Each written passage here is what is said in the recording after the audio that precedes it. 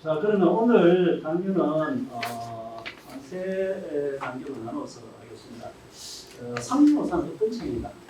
거기서 한 말씀드리고요. 그 다음에 이 상무묘사는 어떻게 이 정해져 가지고 이 현재까지 통일되고 있는가. 설명을 말씀드리고, 그 다음에 상무묘사의 현재, 이 상무묘사는 현재 어떤 의미를 가지고 있는가. 이 세 단계로 나눠서 이렇게 설명을 드리겠습니다. 상무묘사에 대해서 참석하신 분들은 이 고려 선녀 이런 스님이 편찬한 책이다 정도로 다 계십니다. 그리고 이런 스님이 군인 임각사에 머물다가 입적을 하셨다. 그리고 그때 상무묘사를 완성을 했기 때문에 군이가 이 상무묘사의 고장이라고 먼저 선언하고 나섰던 겁니다. 그렇게 되어 있는데, 자, 이 군인 임각사의 모습입니다. 지금은 좀 구조가 좀 바뀌었죠. 좀 구조가 바뀌어서 여기는 이 건물은 아마 지금 털었어요. 털고 조금 정비를 했습니다. 이거는 최근에 여기 털기 전에 직전의 모습입니다. 그 다음에 임각사에 가면은 정조지탑이 있어요. 정조지탑. 여기는 여기 정조지탑인데, 이거는 이런 스님이 입적하고 난 다음에 만든 이 사리탑이죠. 그리고 또 밑에 보면은 두 줄로 되어 있죠. 보각국사 정조지탑이라고 이렇게 글자가 새겨져 있습니다. 그래서 이런 스님이 입적을 한 다음에 나라에서 이 보각이라는 시업을 배웠습니다. 보각. 네? 그 다음에 국사는 그 전에 받았는데, 그때 받을 때는 국존이라고 받았는데 여기는 국사라고 되어 있어요. 그래서 이 원래 우리 신나라 고려시대에는 국사라는 칭을 줬죠. 나라에서 승, 나라에서 줬는데 몽골 침략기에 들어가서 이 국사를 하지 말고 개혁을 국존이라고 줬어요. 그런데 여기는 보가 국사라고 간단하게 써놓고 있습니다. 그 다음에 정조지탑, 탑의 판명으로서 이제 정조라는 그런 칭호가 내려왔습니다. 자, 그러면은 이런 스님의 일대기를 알 수 있는 자료는 뭐냐? 이 고려시대 같으면은 이 고려사를 봐야 돼요. 고려사. 그다음 또 줄임말 책이 이제 고려사 저도에 있는데, 그게 찾아보면 이름이 한 두세 군데 이렇게 나오는데, 그 가지고는 뭐 이름이 어떤 사람인지 알 수가 없어요. 그런데 마침 임각사에 보각국사 비가서가 있습니다. 보각국사 비가서가 있는데, 이 비석은 굉장히 정말 훌륭한 비석입니다. 훌륭한 비석입니다. 왜 훌륭하냐면, 물론 뭐 글을 쓴 사람도 당시 최고 가는 문인이 민지라는 사람이 있었고, 그 다음에 그 글씨가 왕이지 글씨예요. 그래서 이 왕이지의 글씨를 한자 이렇게 모아서 집자해서 만든 그 비석이었습니다. 그래서 이 비석을 만들고 난 다음부터 많은 사람들이 이 탁권을 얻기 위해서 노력을 했습니다. 그래서 그 사람들은 내용보다도 이 글씨가 왕이지 글씨입니다. 이 글씨 연습 이 글씨 본으로서 이렇게 구하려고 했어요. 그래서 또 우리 민간 소설에 이 비석을 조금 떼가지고 갈아서 물에 마시면 아들하는 이런 것도 미십니다. 그러다 보니까 이 비석이 많이 패션이 있습니다. 그런데 다행스럽게도 이게 탁권들이 남아있어요. 탁권행이 남아있어가지고 국가적으로 참고를 해서 전체적인 이 내용을 하고 있는 그런 상태입니다. 자, 그러면은 이런 스님의 생애는 이 보각국사 비를 통해서 알 수가 있는데, 근데 이 보각국사 비는 해서로 글자를 똑똑하게 썼으면 판도하기 쉬운데 행서체로 이렇게 써놨어요. 그래서 이 판도하기가 조금 헷갈립니다. 그래서 여기 이제 어떤 분들은 이제 글을 써가지고 제대로 판독을 글자를 잘 못해가지고 지금 재현비를 새로 만들어놨는데, 글자가 실제로 많이 다르다 이런 이야기를 많이 하시죠. 그 중에 제일 큰 문제가 뭐냐? 성씨 문제입니다. 그래서 이름의 성에 대해서는 지금까지 김씨다 이렇게 알아봤어요. 모든 책에 김씨가 되어 있고 안내판에 다 김씨가 되어 있습니다. 네? 그런데 최근에 연구를 해보니까 김씨가 아니더라. 이건 온전 전자를 써서 전씨더라. 그래서 이 내용을 이렇게 세밀히 검토해 보니까 전씨가 맞습니다. 전씨가 맞습니다. 우리가 이전에는 스님의 제일 가장 중요한 것 가운데 하나인 그 이름에서 성씨도 우리가 제대로 파악을 못했던 겁니다. 자, 그 다음에 이름은 변명이라고 되어 있고, 자는 비행이 되어 있고, 호를 모관을 했고, 시호를 보각. 그래서 보각하는 것은 입증을 한 다음에 나라에서 내려주는 겁니다. 뒤에 이름을 이름으로 보셨다. 여기는 이름을 이런 것이 어느 이름이냐? 이게 조금 헷갈려요. 그래서 아마 회연 자를 아마 이름으로 붙였지 않는가 이렇게 추정을 하는데 문장상으로 보면은 상당히 애매하게 되겠죠. 그 다음에 이런 스님은 선종성이에요. 그래서 우리가 흔히 이전선사 이렇게 얘기하죠. 선종성이고 이 선종은 다른 말로 하면은 조계종입니다. 조계종 혹은 선종. 조계종을 다른 말로 선종이라고 그러죠. 그래서 이 선종에 여러 파가 있는데 그 중에 가리산파에 속하는 선종이다. 그다음에 출신은 장산군 출신입니다. 이 고려시대 장산하는 것은 현재로 치면 경산입니다. 경산 출신입니다. 그래서 삼성은 원효와 설총과 일연 이랬는데 원효는 경산에서 태어난 거 맞습니다. 그 다음에 일연도 아까 보다시피 장산군에서 태어났으니까 경산 출신 맞습니다. 조금 이제 설총이 조금 문제예요. 이 설총은 여러분 아시다시피 원효와 요술공주 사이에서 난 자식이죠. 자, 그러면은 여기에 아까 제일 문제가 되었던 이 성씨 문제 한번 보도록 하겠습니다. 자, 도박국사지 비각에 놓습니다. 자, 이렇게 비각을 만들어놓고 안에 필석이 있습니다. 아니 뭐 조금 보이죠? 파편만 지금 조금 보이고 있습니다. 조금 다시 하면은 이렇게 나와있어요. 중간에 아마 매우 번듯하게 이렇게 되어 있을 텐데 이 돌이 다 떨어져 없어요. 그래서 없어진 이유는 왕이지 처였기 때문에 아마 저렇게 됐다.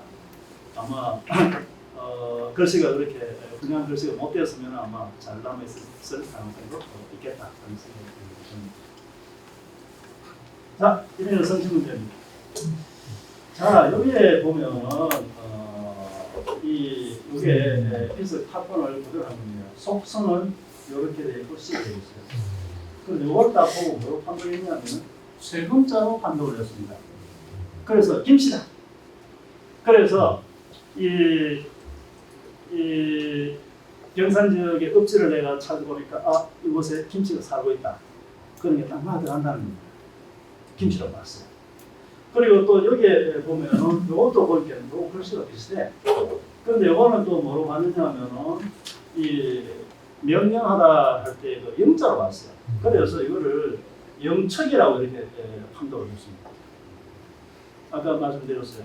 이 기석이 이 전사로 또박또박 쓴 글씨가 아니라 그랬어요.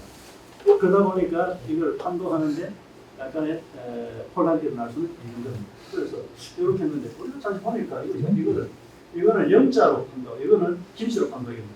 그렇게 보니까 거의 같아 보여요. 같아 보여요. 그래서 이런 이 보가구사 비에 나오는 이 글자를 김자 나오는 거 다 찾고 그 다음에 이 왕이지 이 글씨를 모으는 서책이 있습니다. 그게 뭐냐면 여기에 대당 삼량 성조석 하는 그 서책이 있어요. 거기에 나오는 세금자를 다 가둬놓고 비교를 해봤어요. 자, 비교를 해봅니다. 비교해 보니까 여기에 이 세금자인데 중간에 뭐 이 옆으로 넉 줄이 보인다고요. 여기 세금자예요. 이것도 여러분 다 세금자로 다 써놨고 넉 줄이 보여요. 보복사비, 보복점도 마찬가지고 또 가수입니다. 그런데 요 빗을 요 글자를 봤을 때 옆으로 이 선이 4개가 아니냐는 겁니다. 4개가 아니냐는 겁니다. 그래서 이걸 김치로 세 글자로 보기는 어렵다. 그래서 김치가 아니다. 김치가 아니다. 김치가 아니다. 그래서 그러면 이 글씨가 뭐냐? 이거는 온전전자 전시가 맞다. 그리고 다시 경상도 경주 경산 덕지를 찾아보니까 그곳에 온전전자 전시도 산다가 나와요. 그래서 우리 지금까지 이런에 대해서 성씨도 제대로 파악을 못하고 우리가 이 김치라고 일반적으로 선입견에서 이 김치가 많고 하니까 김치라고 이렇게 알아왔다. 그래서 이게 이제 김병헌 씨라고 2017년에 이렇게 좀 글을 썼어요. 그다음에 많은 사람들이 검증해본 결과 역시 이거는 김이 아니고 전국 보는 것이 맞다고 이렇게 되어 있습니다.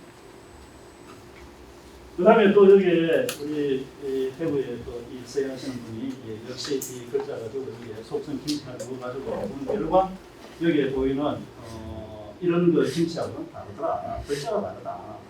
역시 뭐 한 번 더 확인하는 셈이 되었습니다.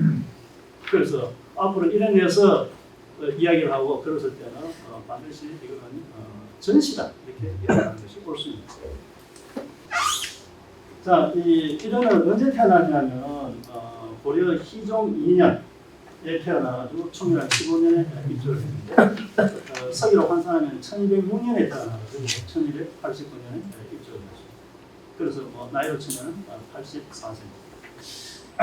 그 다음에 후세에 광주 무량사에 가서 공부했다. 경상 출신입니다. 해양 무량사거든요. 해양은 어디냐 찾으면 전라도 광주로 나와요. 이 전라도 광주 가서 이렇게 갔을까? 너무 멀다는 거죠. 그러나 기록사본은 해양에 나오는데 이 해양은 이거는 오늘날 전라도 광주광역시입니다. 그래서 광주까지 가서 공부를 했다. 그리고 무량사는 아마 무등산 자락에 있는 그런 사찰로 추정을 해요. 자, 그러면 그곳에 왜 갔느냐? 뭐 많은 사람들은 이 9살에 인생 무상을 느껴가지고 성경을 얘기해서 갔다고 이야기하는 거예요. 9살 때는 초등 2학년인데 초등 2학년이 인생 무상을 느껴가지고 참 멀리 혼자 가서 뭘 하면 좀 이상하다는 거죠. 그래서 이거는 성녀가 된다고 물론 뭐 부모가 또 관심이 있고 이러면 모르겠습니다만 이거는 뭐 그곳에 가서 공부를 했을 것이다. 왜냐하면 이 고려시대에 많은 사람들이 어릴 때 어디 가서 공부를 하느냐면 저리 가서 공부를 해요. 저리 가서 스님한테 글 배우고 이렇게 많이 합니다. 그래서 아마 이때 뭐 그런 경우를 우리가 생각을 해볼 수가 있어요. 그래서 어떤 사람들은 또 아니다. 저렇게 멀리 갈 수가 없다. 자기 집 근방 그 부근에 있는 어떤 이 무량사라는 절에다가 갔을 거다. 이렇게 이야기하는데 우리가 너무 멀리 갔다는 점은 좀 우리도 좀 낯설게 생각을 하지만 기록상 그렇게 나오니까 어쩔 수가 없는 거라서. 자, 광주 무량사에 가서 스님이 된 것이 아니고 일단 공부를 한 거고. 그 다음에 14세 1619년에 양양 진전사에서 구속교를 받았습니다. 강원도 양양에 갔어요. 거기에 구속교를 받았습니다. 구속교 받으면 정식 선녀가 됩니다. 비구가 돼요. 비구. 그런데 이런 스님은 이 비설상하고 아주 밀접한 연관을 갖고 있었습니다. 비설상하고. 그래서 22세 때 겨울에 성과에 합격을 했어요. 이때 고려시대 또 이 성과라는 과거 시험이 있습니다. 그건 굉장히 어려웠어요. 그래서 성과에 급제했는데 상상과에 합격하도록 되어 있어요. 상상. 상지상이죠. 상지상. 최상. 그래서 아마 이 수석을 하지 않는다. 장원을 하지 않는다. 이렇게 좋습니다. 그래서 굉장히 뛰어난 인물이었습니다. 그 다음에 이 포산 기도산인데 포산에 이 보당암이라는 암도 있었습니다. 처음에. 그 지금 현재 보당으로 진행되는 그 자리에 지금 대견사가 들어서 있어요. 그다음 여기에다가 조금 안쪽으로 개초한 산소가 더 들어갔는데 무장이고 더 들어갔는데 무문합니다. 왜 이렇게 자꾸 개초한 산소가 들어가냐? 몽골 침략입니다. 자, 그곳에서 황사상을 공부를 하고 그다음에 이 참선을 익히고 그다음에 전도신앙을 추구했다고 되어 있습니다. 그다음에 44세 때 당시 재상인 그 정한이라는 사람이 초청을 해가지고 저 남해에 있는 정림사로 떠났어요. 그래서 여기 있는 기간을 다 계산해 보니까 22년간. 그래서 이런 스님은 자기가 이 고정계를 받고 정식 기구가 돼가지고 선거에 합격하고 이 비설산에 와서 만 22년 동안 머뭅니다. 그래서 오늘날 우리 비설산이 뭡니까? 이 달성군에 속해 있죠. 54세 때 대선사의 법계를 받았는데 이거 선종에서 제일 높은 법계가 대선사입니다. 제일 높은 자리라고 봤어요.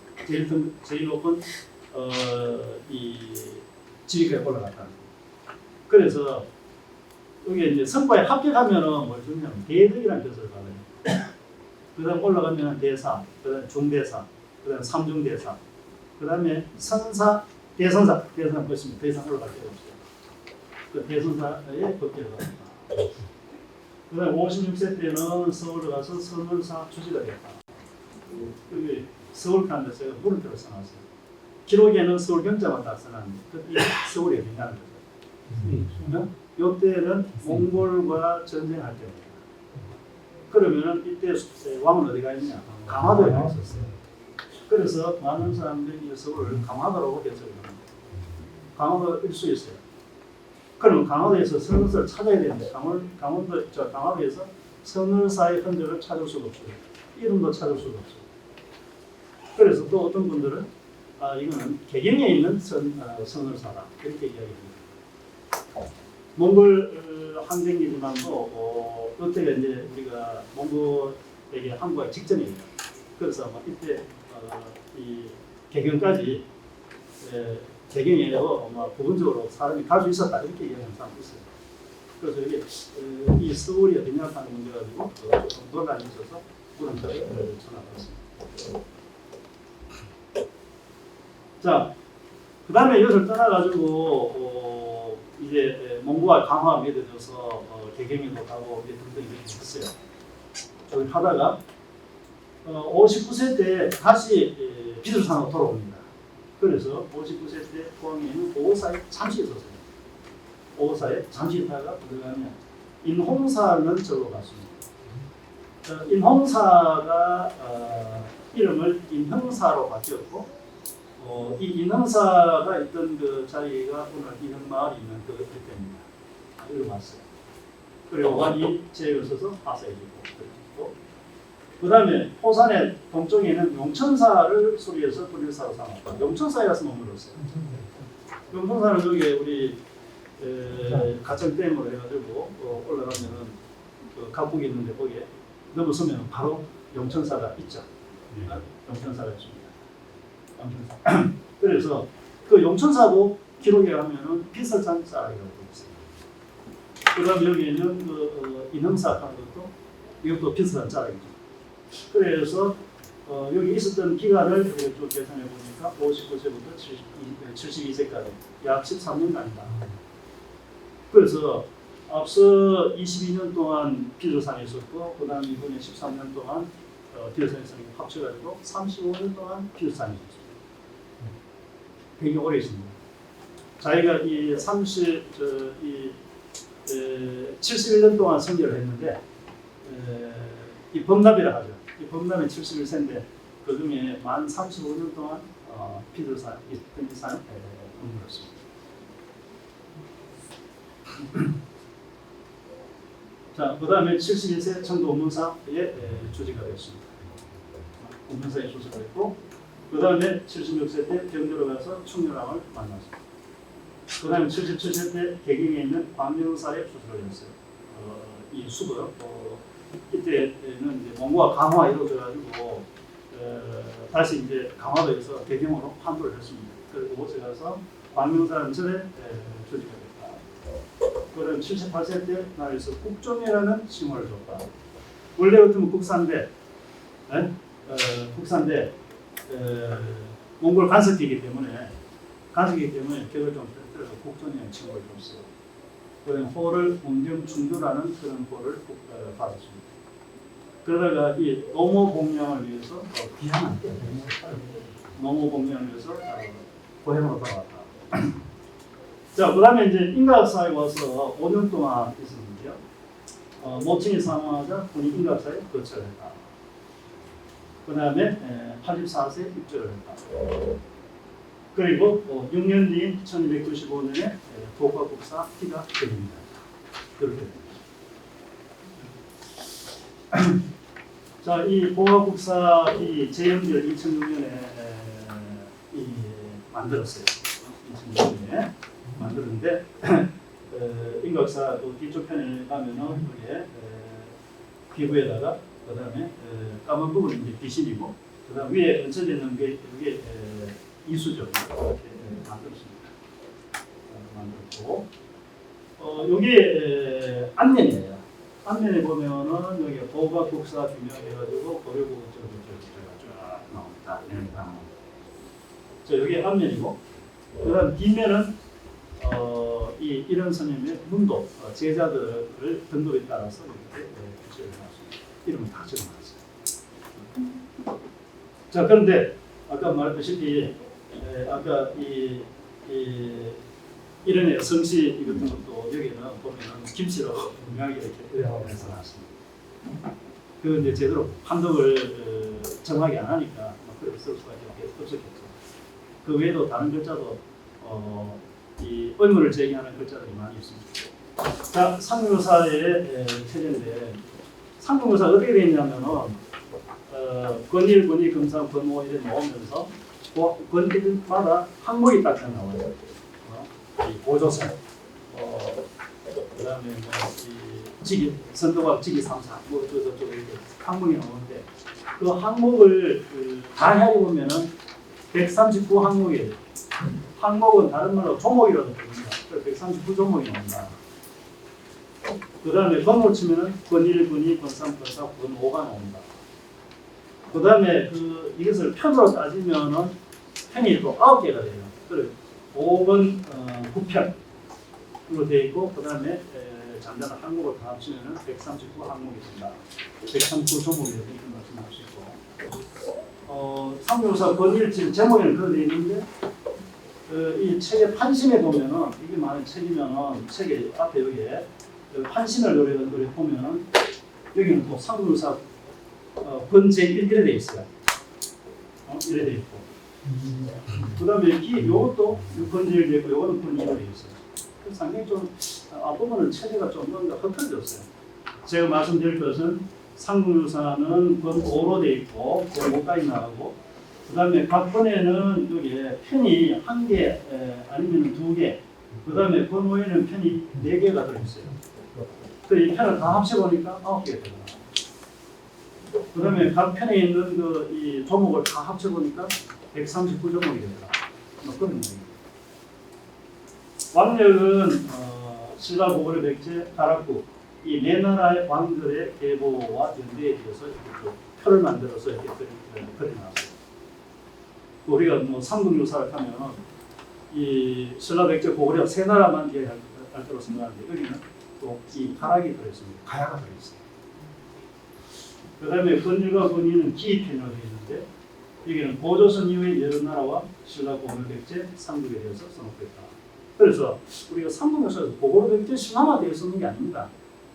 그 앞에는 고조선, 낭랑, 이 부여, 이런 나라들에 대해서도 써놨어요.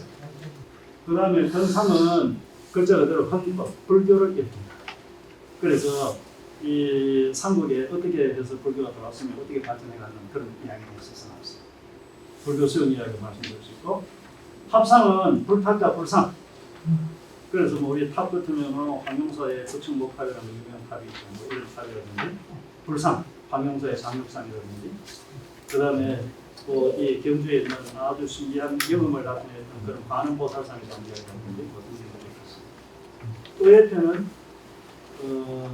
이 선녀들의 이야기예요. 그리고 그중에 보면은 원조 선녀에 대해서 의상 선녀에 대해서 이렇게 있습니다. 그 다음에 검호는 신조편이라 해가지고 글자로 들으면 신비한 추수를 행사한 선녀, 밀교 선녀에 대한 이야기. 감통은 열심히 불교를 믿어가지고 감동에 대해서 통한다는 이야기죠. 그래서 이거는 신앙상의 기적. 여기 이 검은고도 잃어버리고 만파식 좀 잃어버리는데 백률사 대배상 앞에 열심히 기도하니까 이게 돌아왔다. 이런 그 기적이 피연 세상을 피해서 은둔에 사는 사람들 세상이 귀찮아요. 그래서 뭐 이런 사람들. 그 다음에 특이한 것은 효선편이 특이하다. 효도와 선행에 대한 이야기입니다. 그래서 아마 왜 이 책에 이 효도에 대한 이런 책이 있을까? 이게 이제 많은 사람들이 의문을 제기하는 겁니다. 아마 유학자들이 불교를 자꾸 이제 비판하는 거죠. 불교의 정도다. 거기에 대해서 아니다. 우리는 유학에서 하는 거 다 하고, 그 다음에 그보다 더 높은 차원의 효도도 한다. 그 높은 차원의 효도라는 것은 뭐냐? 부모를 이 극락세계로 인도하는 것이다. 이런 이야기를 하고 싶어서 아마 이 초선편을 설정했던 것입니다. 그 여러분 잘 아시는 이야기 중에 불국사와 석불사에 대한 이야기가 있어요. 그 보면은 김대성이라는 사람이 원래는 강한 경건한 여인의 집에서 태어났습니다. 어머니 혼자 하고 같이 살았어요.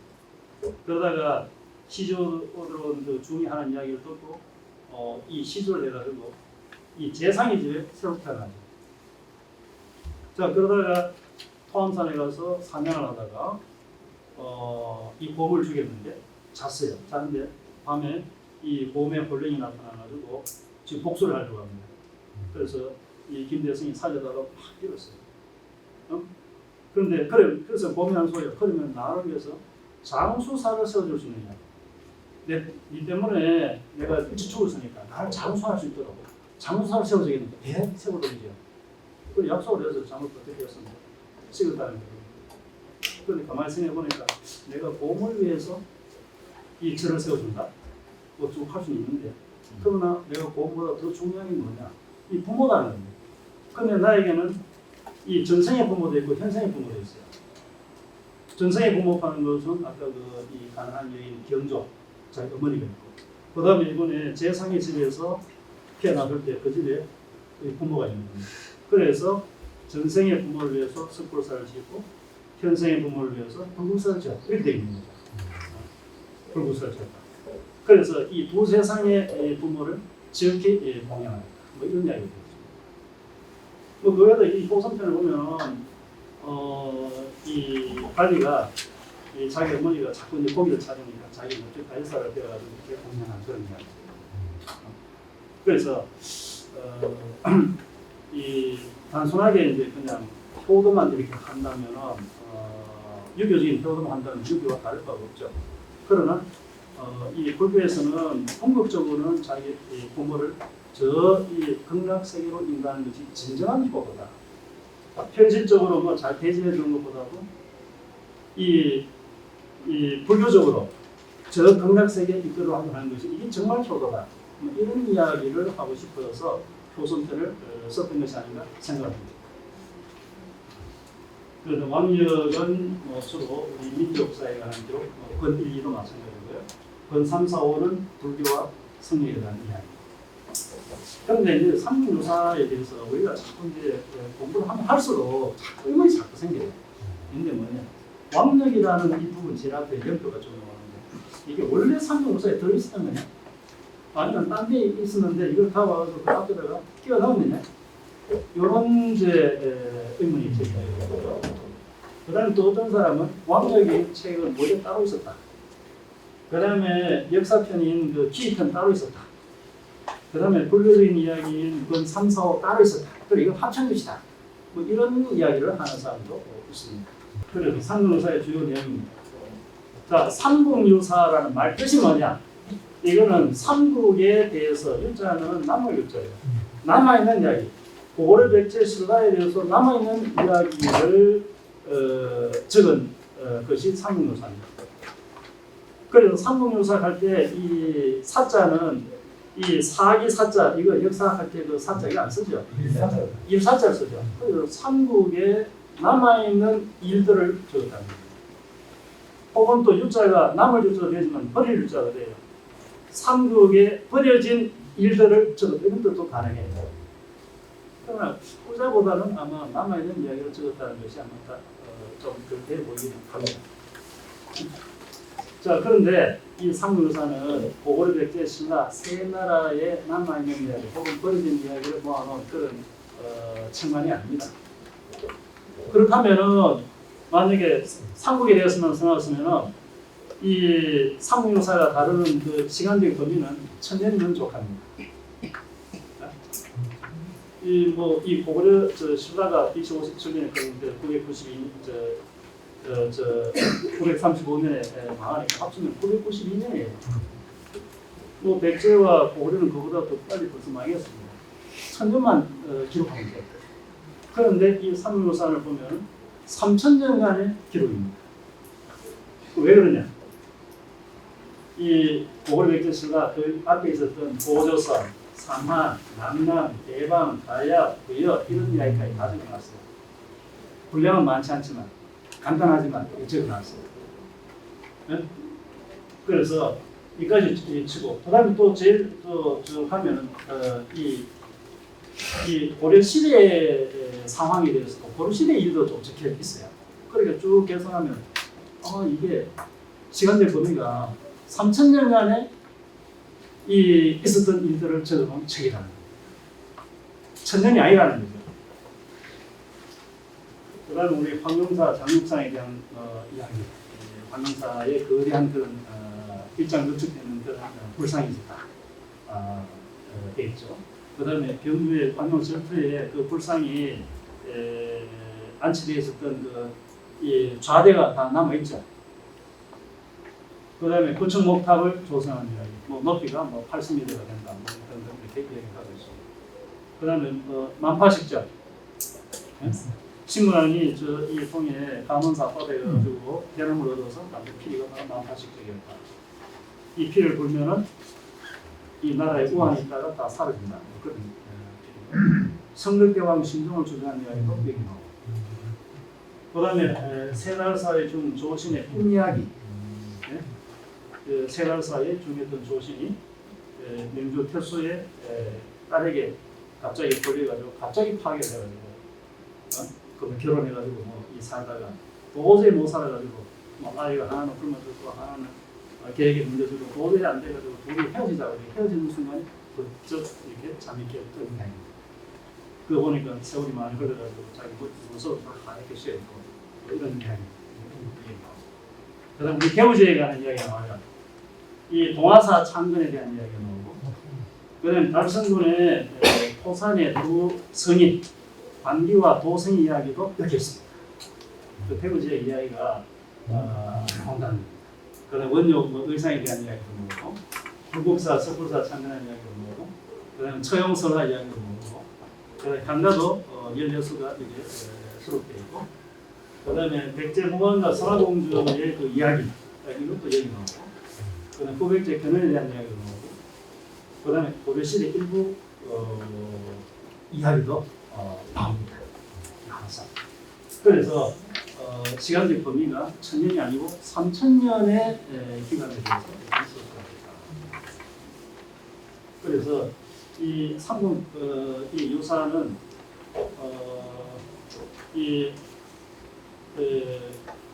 이런 스님이 여기 비설산에 이렇게 35년 동안 있고 그다음에 경주 이렇게 활동하다 보니까 비설산과 궁이 있고 그러다 보니까 주로 이야기가 이 경상도 이야기예요.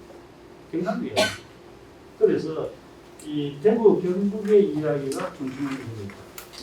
그 중에서 특히 수도인 경주 이야기가 절대적인 비중을 차지하고 있습니다.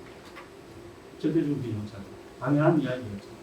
모든 정보가 수도인 경주에 놀고 있기 때문에 아마 그랬을 겁니다. 자, 그 다음에는 상록유사를 지은 이유를 한번 보도록 하겠습니다. 자, 이런 스님이 상록유사를 지었다. 상록유사는 무슨 책이냐? 정말 이제 크게 보면 역사책입니다. 역사는 종합적으로 다른 거니까. 자, 그런데 이런 스님이 역사책을 썼다. 이런 스님이 불교관계 책을 써서 종교적인 책을 썼다면 이해가 돼요. 그런데 역사관계 책을 썼다면 왜 썼느냐? 자기 본문에서 조금 벗어나게 하는 거예요. 그래서 왜 썼는지 이유를 밝히고 있지는 않습니다. 그러나 상묘사 권일 기 보면은 서문이 나와요. 기편 서문이 나오는데 거기에 보면은 이런 말이 있어요. 배양과 용력과 편안과 기신은 말하지 않는다. 그러나 제왕이 장세행할 때는 남다른 점이 있다. 나는 그 남다른 점을 좀 적겠다. 이런 말입니다. 삼국의 시도가 모두 신비스러운 데서 탄생했다는 것이 뭐가 괴이하냐? 그런 좀 들리기에 좀 괴이하고 신비스러운 이야기로 나는 바람이 적겠다. 삼국사기는 사실 그런 게 좀 약하죠. 삼국사기는 유학자 김부식의 눈으로 보고 자기가 이해되는 것만 적었어요. 그러니까 좀 신비한 거 이런 이야기는 다 빼버려요. 고상한 이야기는 다 빼버려요. 그래서 거기에 대해서 이런 사람은 다른 생각을 갖고 있습니다. 그래서 아마 이 대양과 용력과 대란과 귀신 이런 이야기를 나는 적극적으로 아마 적겠다. 아마 이런 생각 때문에 상명사를 적은 것이 아닌가 이렇게 생각합니다. 그럼 단지 그것뿐이냐? 아니죠. 당시 고려의 정세를 보면 정말 어려운 상황이었죠. 몽골이 침입을 들어왔어요. 몽골이 침입을 들어왔는데 이때 몽골의 침입으로 우리 왕실은 강화도를 피난가 버리고 그 다음에 백성들은 그냥 팽개쳐 있는 그런 상태입니다. 그러면서 지금 백성들을 보고 어디로 피신하려면 산속으로 들어가고 있어요. 산속에서 피신했습니다. 나와서 농사를 짓고 또 산속에 들어갑니다. 이때 이 고려가 이 참다른 현실, 당시 민중들의 생활을 보면서 자기가 한 역할을 생각했던 것 같아요. 그래서 이때 보면은 자 1170년에 무신정부에 탄생했다가 그 다음에 몽골 침입 1231년부터 몽골이 쳐들어오죠. 그래서 대몽함경이 있고 그 다음에 우리가 1270년에 몽골과 강화를 맺고 몽골 간섭기에 들어갑니다. 그러다가 이 몽골에 끌려가가지고 이어몽 연합군이 고려 몽골 연합군이 결성이 돼가지고 저 일본 쳐들어갑니다. 그러다가 실제로 돌아오죠. 이런 이 시기였어요. 이때 우리 민중이 당한 피해가 엄청나다는 거예요. 엄청나다. 그래서 여기 보면 1차 침입 1231년이고 2차 침입 32년 그리고 부인사에 보관하고 있던 초조대 장군이 불타소주된 것도 1232년에 이루어졌습니다. 그 다음에 3차 침입 때 황룡사 구춘목탑이 불탔습니다. 그 다음에 4차, 5차, 6차 이렇게 계속 침입이 이렇게 있었습니다. 그래서 이 처참한 이런 상황이 참 민중들에게 뭔가 좀 구원이 되고 희망이 되는 이야기를 해주고 싶다. 그리고 또 몽골하고 보니까 문화적으로 우리가 더 우수하다. 그래서 그런 이 자부심 이런 이야기를 해주기 위해서 삼국유사를 제출했던 것이 아닌가 이렇게 생각을 합니다. 그 다음에 삼국유사 편찬 시기 또 장소 언제 어디서 삼국유사를 편찬했냐 하는 그런 문제입니다. 이것도 간단치 않아요. 그래서 편찬 장소를 보면 청도 문사에서 편찬했을 것이다 이야기를 합니다. 왜 그렇게 생각하느냐 하면 여기에 제민지 줄에 있죠. 석존으로부터 지금 지원 18년 신사의 여기까지 2230년이 지났다는데 지금의 지원 18년 여기 어디냐 1681년입니다. 삼국유사에서 제일 이 연도가 늦은 연도가 1681년입니다. 그래서 아마 1681년쯤 안 되겠느냐. 그럼 1681년에 이름이 어디 있었냐 보니까 청도 운문사에 주석을 했습니다. 그래서 아마 이좀 안 만들었겠나 이런 생각을 해볼 수 있고, 그다음에 또 어떤 사람은 아니다.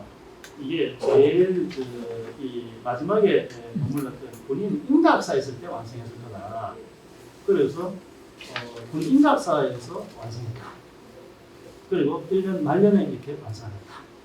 이런 이야기 현상이 있고, 아니다. 이거는 나이 많아가지고 그렇게 한꺼번에 이렇게 편찬할 수 있는 책이 아니다. 많은 사례를 모으고 다 정리해야 되는데 나이 80 넘어가지고 손이 버들버들거리는데 어떻게 책을 만들 수 있느냐. 그래서 이거는 처음에 이 코산에 자기가 눈물 때부터 조금씩 자료를 모으고 모아서 그래서 아마 결과적으로 만들어졌을 것이다. 이런 이 견해들이 있는데 딱 잘라서 말하기 좀 어렵습니다.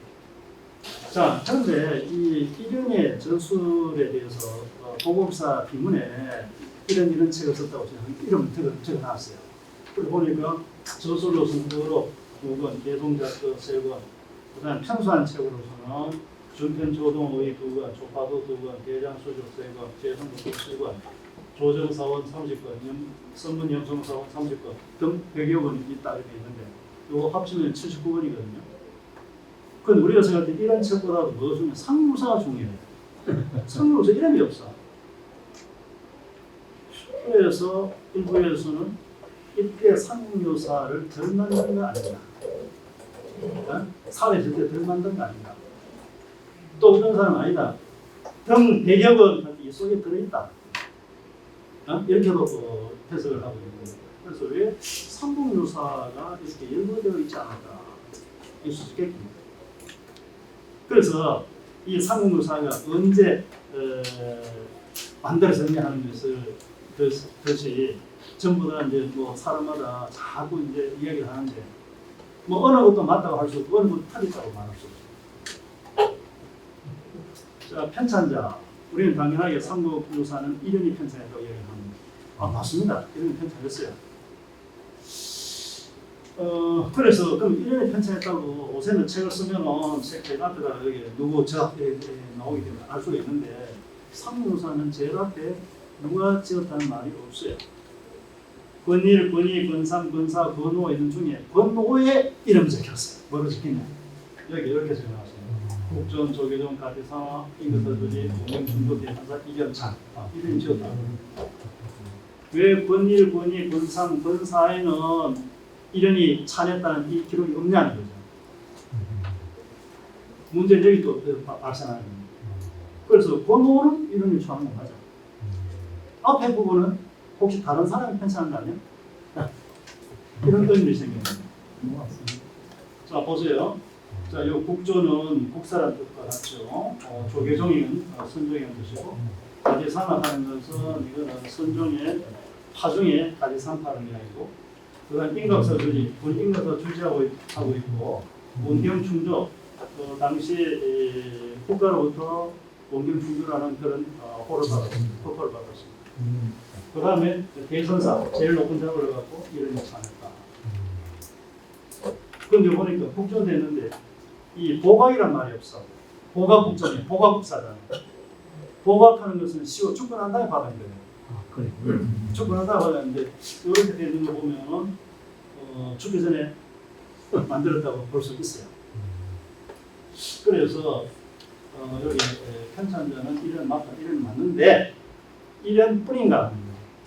그래서 이 삼국사를 쭉 노벨에 펴보면 다른 사람이 써놓은 부분이 두 군데가 있어요. 제자라고 칭하던 무극이라는 사람이 쓴 부분이 두 군데가 있더라.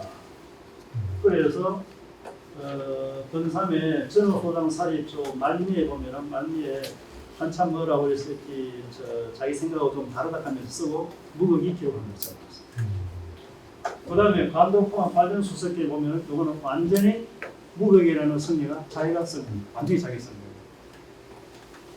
자, 이럴 때 이 저자를 어떻게 표현할까? 이런이라고만 할까? 이런 플러스 무극 두 사람이 공동 저자라 할까? 이 문제가 생길 수 있습니다. 그 다음에 또 어떤 사람들은 좀 더 이거 이야기를 해보니까 그 앞뒤가 사람 많은 이야기가 정도 있는 거 보면은 아마 이름을 안 적어놓은 수많은 제자들도 조금씩 가담을 하고 원고를 고쳤을 가능성이 있다는 거예요. 그래서 근데 여기에 기타 제자들까지도 다 포함된다고 보는 경향이 있어요. 자, 그래서 이렇게 됐어요. 그래서 이런은 맞는데 이런에는 무급을 넣나? 조금 여기에 조금 다른 이야기를 했다고 이 무급을 제자를 넣을까? 그러면 기타 제자들 이름만 밝혔는 그런 제자들이 있다고 생각해서 이 사람들 어떻게 처리할까? 이게 이제 고민이죠. 아까 이 전례에 대해서 이제 관심을 아까 가지신 분 계셨는데요. 자, 삼루사의 전례와 유통을 한번 보겠습니다. 자, 어떻게 해서 오늘까지 삼루사가 전해지게 됩니다. 이 1145년에 이 삼국 1281년 경쯤 돼가지고 아마 삼루사 만들어졌다고 생각이 들어요. 도시가 만들어졌습니다. 만들어졌는데 이게 어떻게 해서 현재까지 전해진지 잘 몰라요. 모르는데 1392년 만들어진 이 삼국사기가 이때 삼국사기도 이렇게 판단을 했어요. 삼국사기는 보리스에 판단을 했습니다. 그런데 판단을 했고 이제 삼국유사는 보리스에 만들었는데 판단했는지 아닌지 몰라요. 그런데 이제 오래되니까 이 목판이 이제 문제지 그러니까 아마 새로 판결을 했던 것 같아요. 그래서 1392년에 삼국사기를 판결을 하면서 그 제일 뒤에다 발문을 붙여놨어요. 발문을 붙여놨는데 보니까 어떻게 되냐면은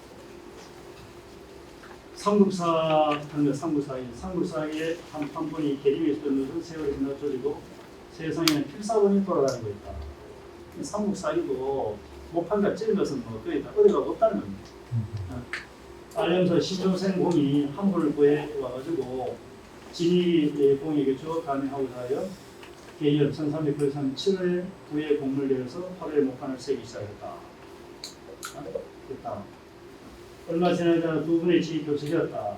내가 그해 겨울 10월에 부에 부임하여 한자사 민대감의 명령을 받았으므로 계획을 계속할 수 있었다.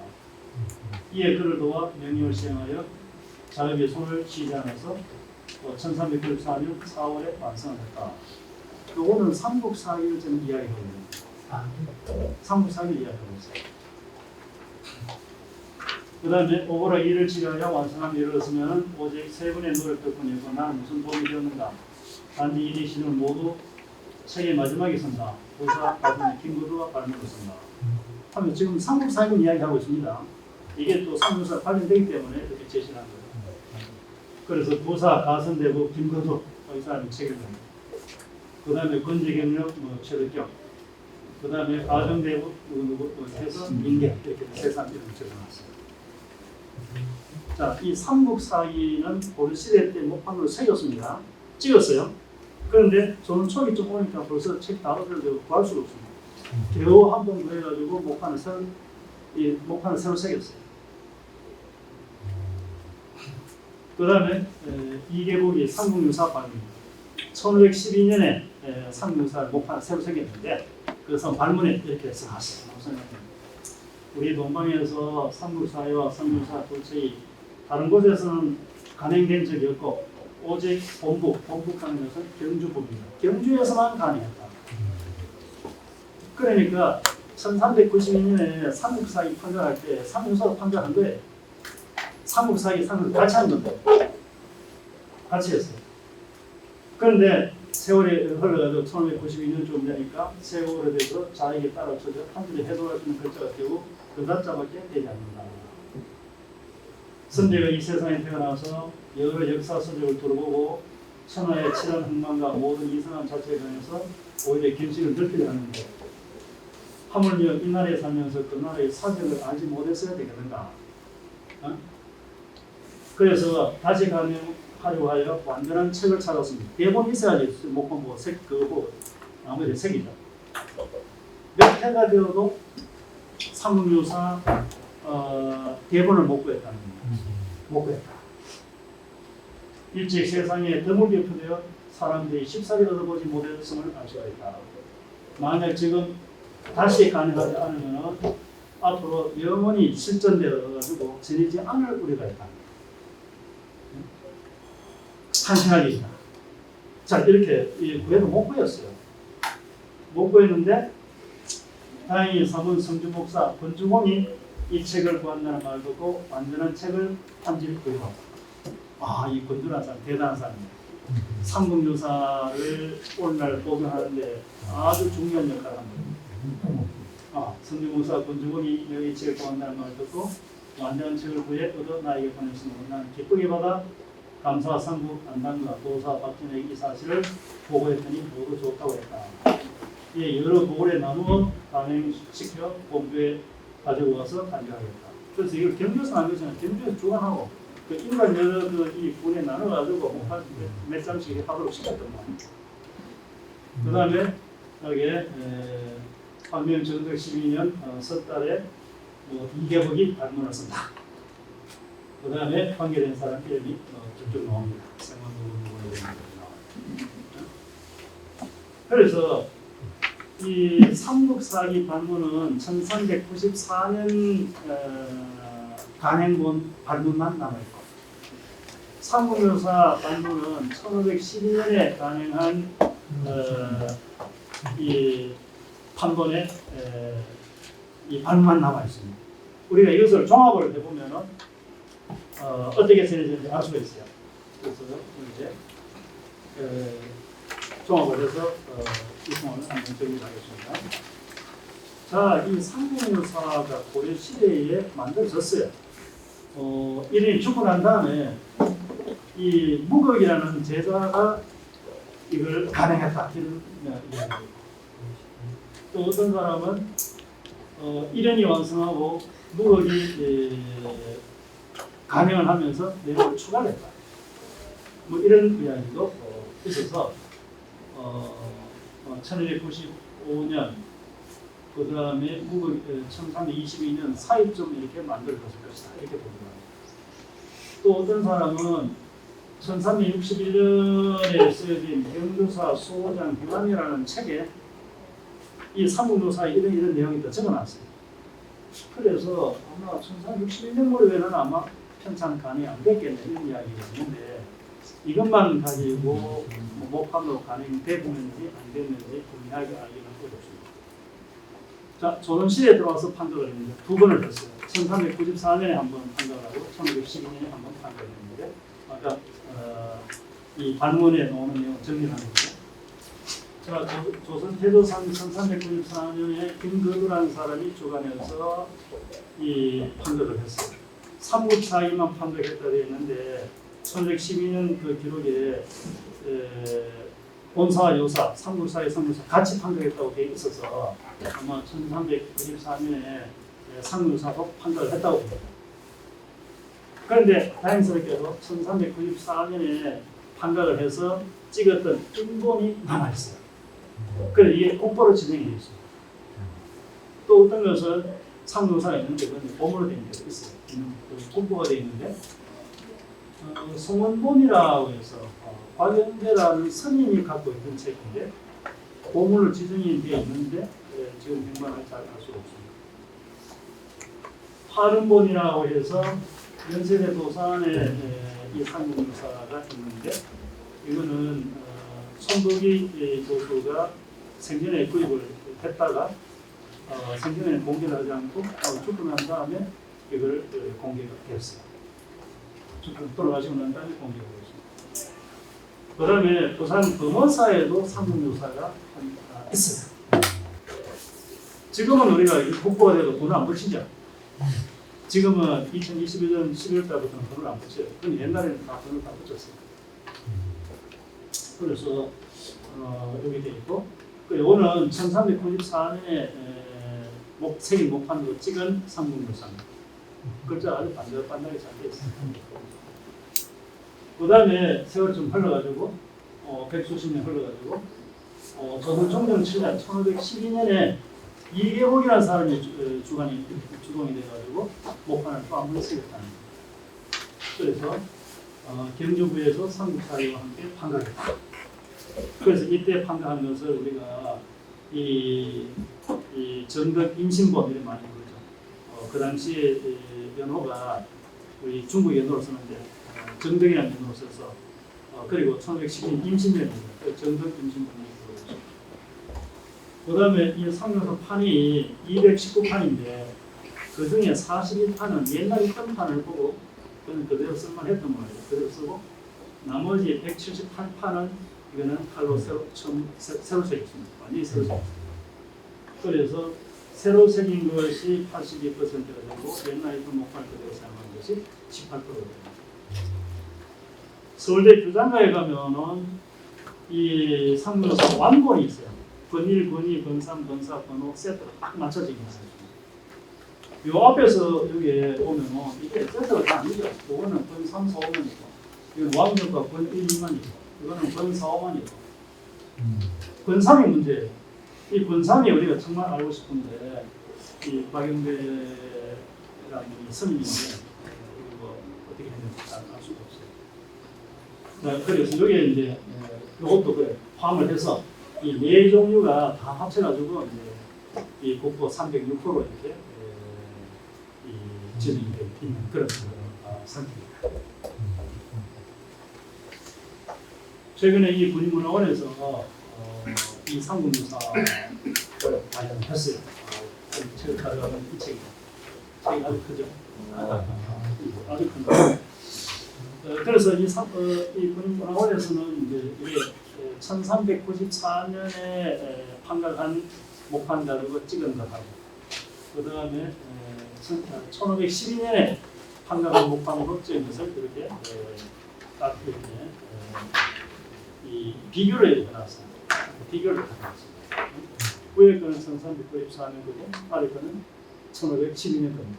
자, 그래서 뭐 이 군인은 삼국유사의 고향을 자처하고 삼국유사에 대해서는 관심을 많이 갖고 있죠.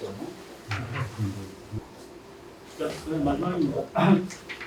삼국유사의 현재 모습입니다. 자, 유네스코 세계 기록유산 소개가 됐습니다. 이 유네스코 세계 기록유산이 있는데 그것도 이제 또 유네스코 기록유산 세계 기록유산 바로 등재되는 게 있고. 그다음에 지역별로 소그룹으로 등재되어 있습니다. 그런데 이 삼국유사는 아시아 태평양 지역 목록에 등재가 됐습니다. 아시아 태평양 지역 목록에 등재가 됐어요. 언제 됐냐면 작년이죠. 2020년 11월 24일부터 26일까지 안동국제 컨벤션센터에서 유네스코 세계 기록유산 이 아시아 태평양 지역 위원회 총회가 열렸습니다. 이때 이 결정이 났습니다. 그런데 이 세계 기록유산 하는 것이 왜 중요하냐면 어느 나라에서 가지고 있든지 인류가 지상에 존재하는 한 공동으로 보존하도록 되어 있습니다. 이 아시아 태평양 지역 목록에 등재된 것이 아까 박영대본은 빼고 파른돌하고 고무사본하고 서울대학에는 교장국하고 이 세 가지가 이 아시아 태평양 지역 목록에 등재가 됐습니다. 이때 안동에서 작년 가을에 열릴 때 안동에 유행하는 내방가사 이것도 등재됐고 그 다음에 저기 충남은 태안에 옛날 기록유수가 예를 보았는데 그때 그걸 극복할 때 남겼던 여러 가지 기록들 이것도 일단 상공사로 그래서 이게 세계 기록유산 하는 것은 인류가 공동으로 보호해야 될 그런 문화입니다. 이게 어느 나라에 있다는 것이 문제가 아닙니다. 그런데 세계 유산으로 바로 등재되는 것이 아니고 아시아 태평양 지역 이 목록에 올라갔습니다. 여기 이제 안동시에서 아시아 태평양 세계 유산 발표의 모습이라고 합니다. 안동시에서 제시한 사진입니다. 이렇게 회의를 하고 결정했습니다. 자, 그러면은 이 세계 기록유산이라는 건 어떤 거냐? 이 유네스코에서 지정한 거예요. 유엔 교육과 문화기구를 유네스코 한다 있고, 그래서 우리나라 유네스코 지정한 종류가 세 종류가 있어요. 세계유산이라는 것입니다.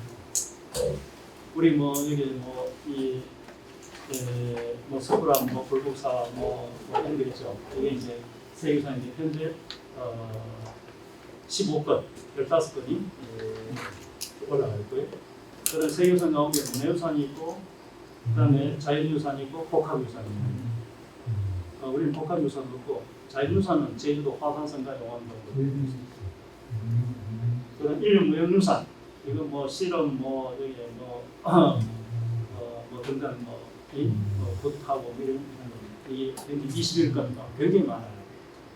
세계 기록유산, 세계 기록유산은 정식으로 딱 등재된 게 16건이고, 아태 지역 기록유산으로 등재된 것이 6건. 아까 우리 상무유사가 아태 지역 기록유산으로 등재됐다고 했어요. 합치면 22건이에요. 다 합쳐보니까 유네스코에서 이 세계적인 그런 문화유산으로 이렇게 등재된 것이 58건입니다. 굉장히 많은 숫자입니다. 굉장히 많은 숫자. 그래서 여기 세계유산과 뭐 무형유산, 세계유산 이런 거는 이제 중국이 많고, 그다음 일본도 조금 더 많은데 세계 기록유산은 우리가 제일 많습니다. 여기에 이제 로고인데 제일 왼편에 있는 것이 세계유산이고요. 그다음 가운데 있는 것이 인류무형유산이고, 그다음 제일 왼편에 가쪽에 있는 것이 세계 기록유산 로고입니다. 마크만 딱 보면 종류가 이 와닿는 것을 알 수가 있어요. 자, 그다음에 경상북도 군위군이 대구광역시에 편입했는데, 뭐 우리는 삼국유사라는 측면에 봤을 때는 정말 우리는 당했었고 환영할 만합니다. 왜 그래? 이제 2023년 올 7월 1일부터는 뭐 군위군이 대구광역시가 되는데, 자, 달성군에 이 이런 스님이 35년 동안 있었습니다. 달성군에 포산에 35년 동안 있었고, 그 다음에 군위군이 이제 대구에 들어오는데, 군위군이 1년이 말년에 5년 동안 군위군에 인각사에 머물렀습니다. 인각사가 있는 이 지역을 옛날에는 뭐로 부르냐면 보로면으로 불렀어요. 옛도자에 늙을 도자 써가지고 보로면 되는데, 이 삼국유산은 보로면 가는 삼국유산을 이렇게 바꿔서 삼국유산 면에 저기 있습니다. 인각사가 있는 거죠. 그래서 이 대구광역시는 삼국유산의 도시입니다. 그래서 군위를 뭐 삼국유사의 고향 해가지고 성립하는데, 뭐이 대구광역시를 삼국유사의 도시, 삼국유사를 낳은 도시 이렇게 해도 이런 스님이 주된 거의 뭐 대부분의 삶을 이 달성군 아니면 군위에서 이렇게 활동을 했기 때문에 막 가능하지 않겠습니까? 자, 삼국유사 대구 경골대시다. 이게 뭐 저한테 그된 제목이었어요. 그런데 이 삼국유사라는 책을 보면은 정말 이게 세유산으로 등재가 되고, 또 하면서 이 삼국유사 세계에서 빛나다. 이렇게 이름을 바꿔도 안 되겠네요 생각했어요. 그래서 지금 이 삼국유사가 외국어로 많이 번역되어 있거든요. 영어로 번역되어 있고, 일본어로 번역되어 있고, 중국어로 다 번역되어 있죠. 그 다음에 여기 사진을 이제 가져왔는데, 제일 왼편에 있는 게 체코말로 번역된 삼국유사입니다. 그 다음에 두 번째는 몽골어로 번역된 삼국유사입니다. 그 다음에 제일 오른편에 있는 게 독일어로 번역된 삼국유사입니다. 그래서 또 여기 지금 여러 나라 말로 이렇게 번역이 되어가지고 삼국유사가 읽히고 있다는 거예요. 그래서 이 삼국유사는 지금 세계적으로 빛나는 책이다. 이렇게 말씀드릴 수 있겠고, 그 다음 종합적으로 정리를 하였습니다. 인류가 존재하는 한 세계 기록유산은 보존되어야 합니다. 세계 기록유산은 인류와 함께 영원히 영원합니다. 영원히 존재합니다. 그래서 우리에게 이 삼국유사가 있다는 것은 얼마나 참 이게 다행스러운 일인지 모르겠습니다. 우리 앞으로 삼국유사 좀 많이 읽고, 그 다음에 그 현장을 많이 답사를 하고 이렇게 많이 공부를 했으면 좋겠어요. 이 대구광역시가 바로 삼국유사의 도시입니다. 강연 여기까지 하겠습니다.